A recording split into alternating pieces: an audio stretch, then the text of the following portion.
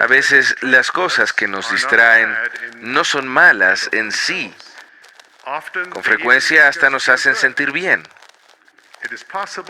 Es posible participar incluso de lo bueno en exceso. Mis queridos hermanos, desde hace meses he sabido cuál es el mensaje que quiero darles hoy. Durante ese tiempo he buscado un relato que sirviera para ilustrar lo que quiero decir. Busqué un relato sobre granjas, busqué otro sobre animales. En honor al Elder Scott, busqué uno sobre ingeniería nuclear. Y en honor al presidente Monson, otro sobre la cría de palomas. Pero seguía acudiendo a mi mente un relato, uno que he llevado grabado en la memoria durante muchísimos años. No es de granjas, animales, ingeniería nuclear ni palomas. Trata, como lo habrán adivinado, de la aviación. Lo llamo el relato de la bombilla eléctrica. Una oscura noche de diciembre, hace 36 años, un avión Jumbo Lockheed 1011 se estrelló en la región pantanosa de los Everglades de Florida, provocando la muerte de más de 100 personas. Aquel terrible accidente fue una de las peores catástrofes de la historia de la aviación de Estados Unidos. Lo extraño de aquel accidente fue que todos los sistemas vitales de la nave funcionaban a la perfección. El avión fácilmente podría haber aterrizado a salvo en su destino de Miami a apenas 32 kilómetros de distancia. Sin embargo, durante la fase final de aproximación, la tripulación se percató de que una lucecita verde no se había encendido. Una luz que indica si el tren de aterrizaje se ha desplegado correctamente. Los pilotos suspendieron el aterrizaje, fijaron la trayectoria de la nave para volar en círculos sobre los oscuros pantanos y se concentraron en la investigación del problema.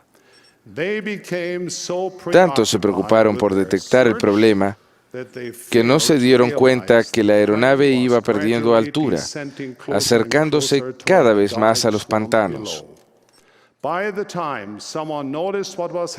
Para cuando alguien se dio cuenta de lo que sucedía, ya no se podía evitar el desastre. Después del accidente, los investigadores trataron de determinar la causa. De hecho, el tren de aterrizaje había descendido correctamente. El avión estaba en perfectas condiciones mecánicas, todo funcionaba debidamente, todo excepto una cosa. Una bombilla o foco que se había fundido.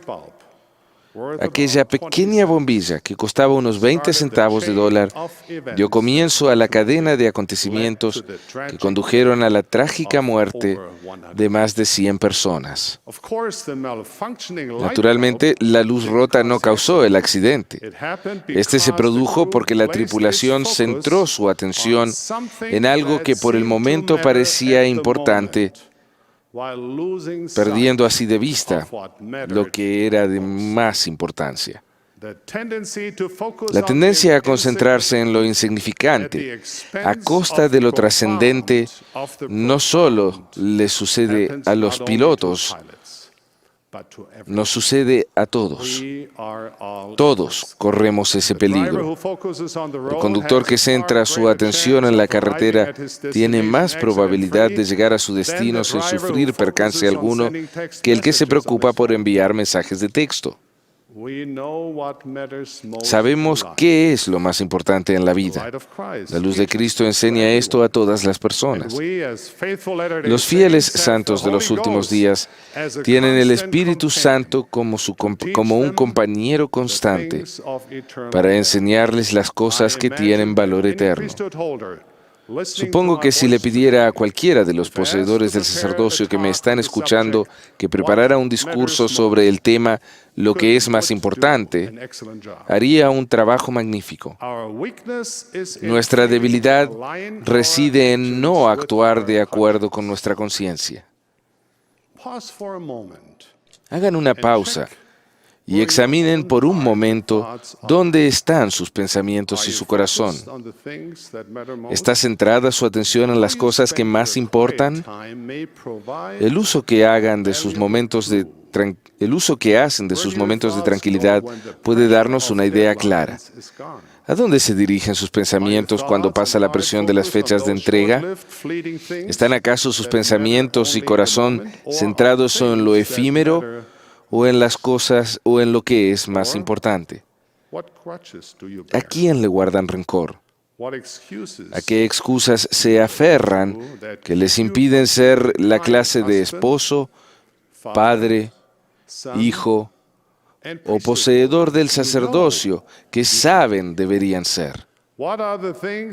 ¿Qué les distrae de sus deberes o les impide magnificar sus llamamientos con más diligencia?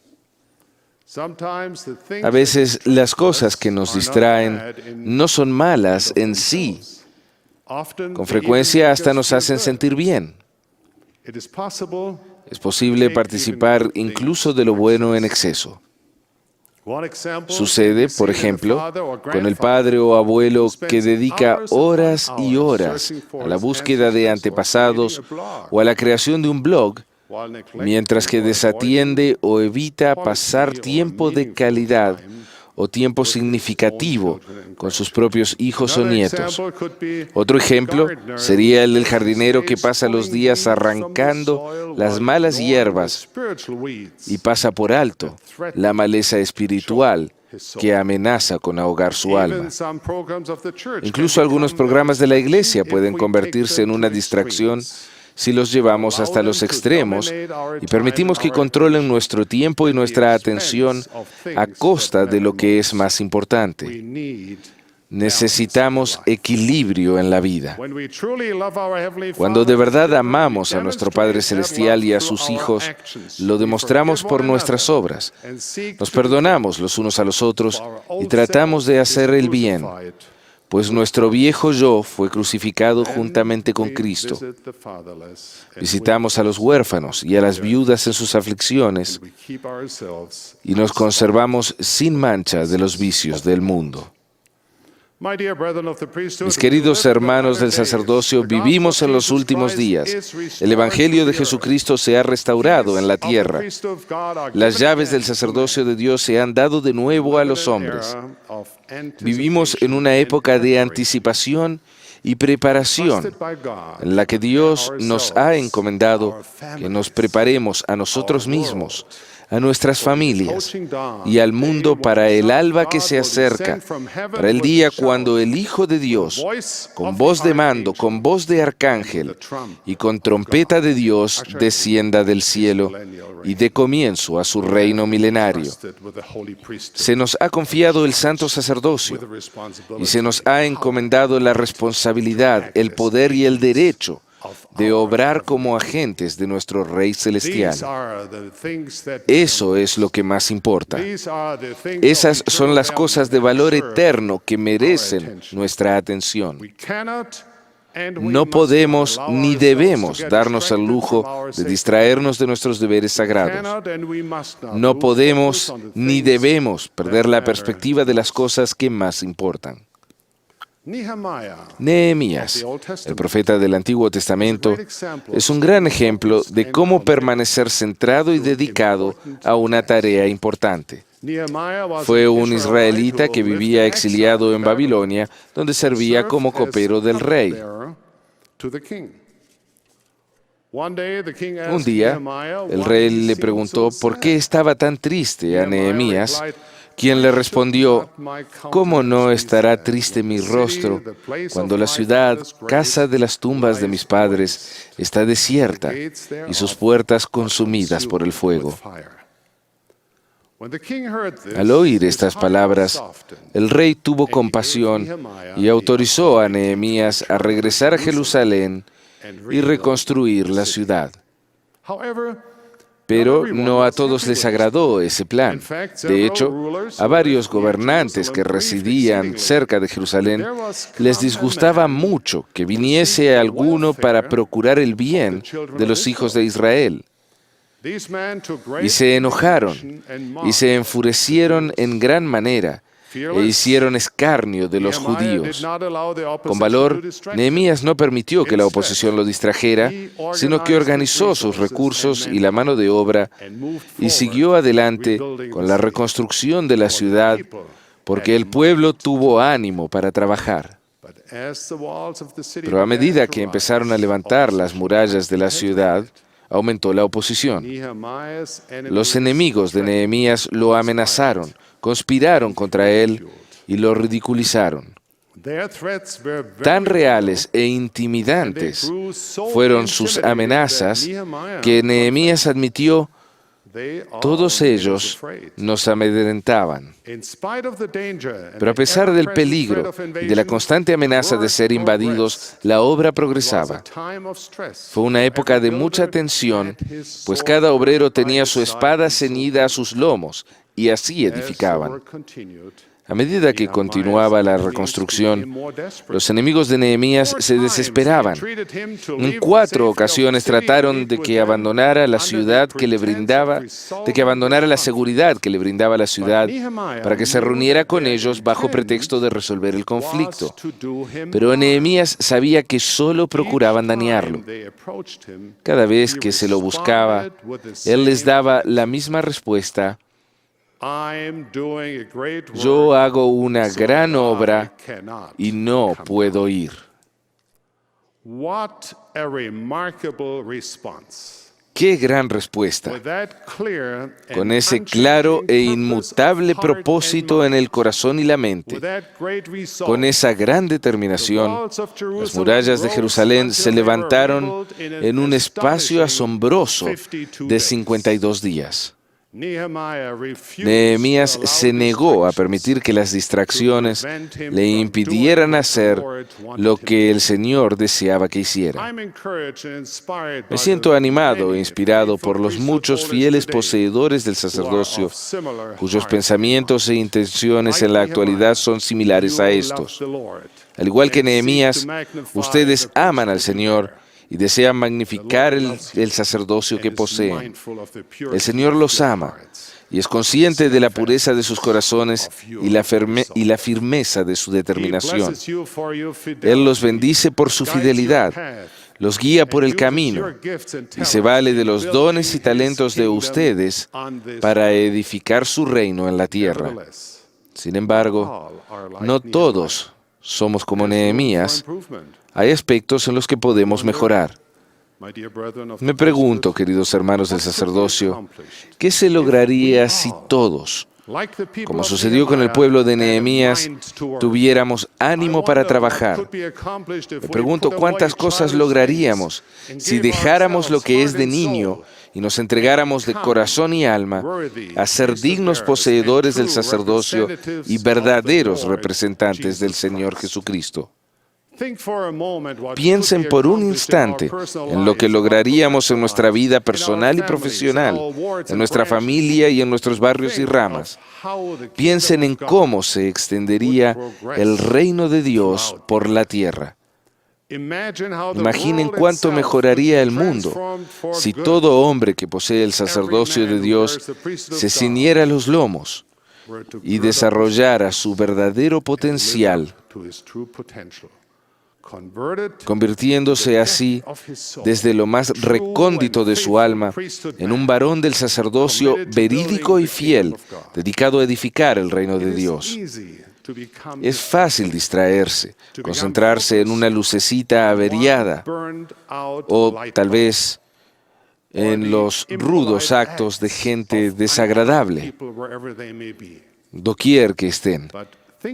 Pero piensen en el poder que tendríamos como personas y como sacerdocio si en respuesta a cada tentación que pretendiera distraernos o rebajar nuestras normas, las normas de Dios, respondiéramos: yo hago una gran obra y no puedo ir.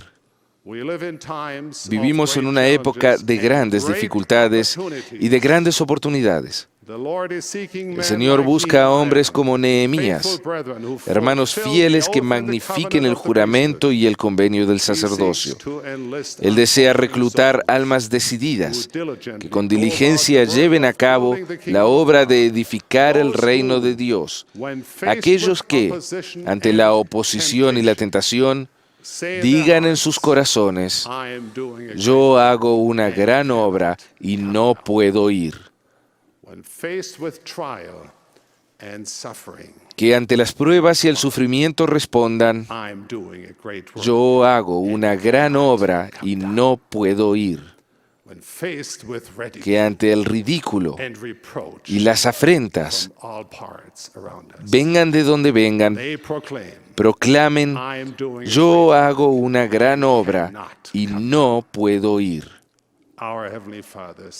Nuestro Padre Celestial busca a personas que se nieguen a permitir que lo trivial obstruya su búsqueda de lo eterno. Busca a personas que no cedan a la atracción de lo fácil, ni caigan en las trampas del adversario que distraigan de la obra que el Señor les ha encomendado. Él busca personas cuyas obras estén en consonancia con sus palabras y que manifiesten con convicción: yo hago una gran obra y no puedo ir. Testifico solemnemente que Dios vive y es consciente de cada uno de nosotros. Él tenderá su mano y sostendrá a todo el que permanezca firme y posea el sacerdocio con honor, pues tiene una gran obra para nosotros en estos, los últimos días. Este no es un evangelio del hombre, no lo es. La doctrina de la Iglesia no es fruto de la mejor interpretación que alguien hizo de las Escrituras antiguas, no lo es. Es la verdad del cielo, revelada por Dios mismo. Eso es lo que es. Les testifico que José Smith vio lo que dijo que vio. De cierto vio los cielos y se comunicó con Dios el Padre y el Hijo y con ángeles. Les testifico que nuestro Padre Celestial habla a los que lo buscan en espíritu y verdad. He presenciado con mis propios ojos y les testifico dichoso que actualmente Dios habla a través de su profeta vidente y revelador, a saber, Thomas S. Monson. Mis queridos hermanos, al igual que Nehemías, también nosotros tenemos una gran obra que hacer. De pie, observamos las perspectivas de nuestra época. Ruego con fervor que, a pesar de las tentaciones, nunca rebajemos nuestras normas, ni perdamos de vista lo que es más importante, sin importar cuáles sean las distracciones que se nos presenten. Ruego que seamos firmes y que permanezcamos juntos, hombro con hombro, al ondular con valor el estandarte del Señor Jesucristo. Ruego que seamos dignos del santo sacerdocio del Dios Todopoderoso y que, como uno solo, levantemos la cabeza y proclamemos al mundo sin que vacile nuestra voz: hacemos una gran obra y no podemos ir. En el nombre sagrado de Jesucristo. Amén.